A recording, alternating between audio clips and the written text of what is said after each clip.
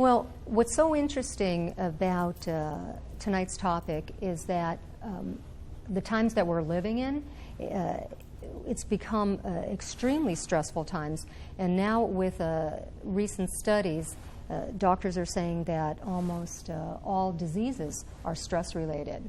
So what we're going to talk about tonight is how we can utilize some helpful tools in our daily life to keep our stress levels down and to, in fact, get them so low that we're living a life that is much more enjoyable, not only for ourselves, but for all those around us, too. Have either of you noticed that the way life is going, that you're busier than maybe in past years? Definitely. Yeah. Definitely. Yeah. Absolutely. I mean, just being a young guy and seeing all the challenges the world's presenting already, it's definitely really escalated very quickly. So. Yeah. What I've been noticing is that our lives have gotten a lot busier, and not that that's a bad thing, because there's a lot of opportunities for us now. In fact, we have an amazing life where we have computers, we have all this information available to us, quickly. Communications, amazing. We can walk around with our phones, and now we have texting, and we have television and radio, so there's all this media, there's all this information always coming at us, which is wonderful. But it's kind of a double-edged sword. And what I find is happening is that we have a lot of information coming in, a lot more opportunity, but there's not a whole lot going out. So what I'm noticing is that more and more people are feeling as though they're overwhelmed or in overload. Have you noticed that? Yeah. Yeah. It's so much easier to bring awareness to something that's tangible. Like you see a table or a chair, that makes sense, you can see it, you can touch it, you can feel it. It's very difficult to pay attention to something that's not tangible.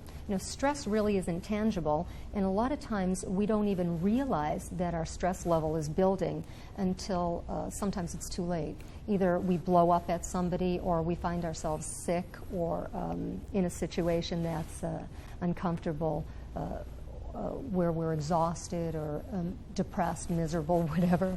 So how do you know? How do you keep track of your stress levels and bring awareness so that you can actually make some healthy choices?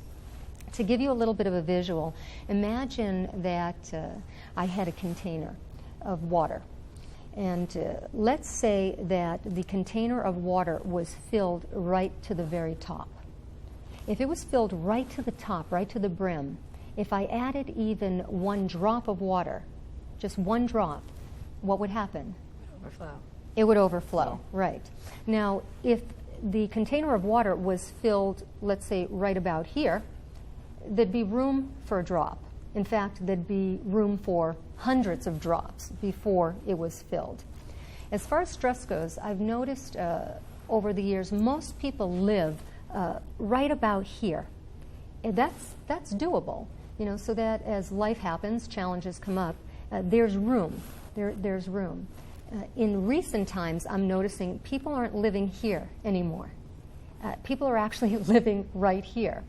So the least little thing that happens in life, they become reactive, or they blow up, or you see it on the highway.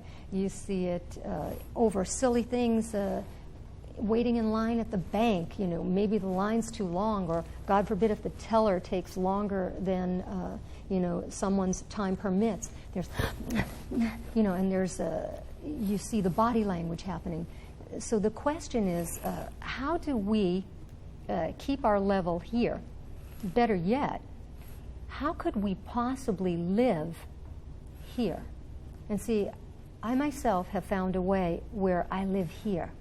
And what's so great about that is that there's a lot of room for life and for things that come up, so that I find myself more in a space where I can be responsive rather than reactive.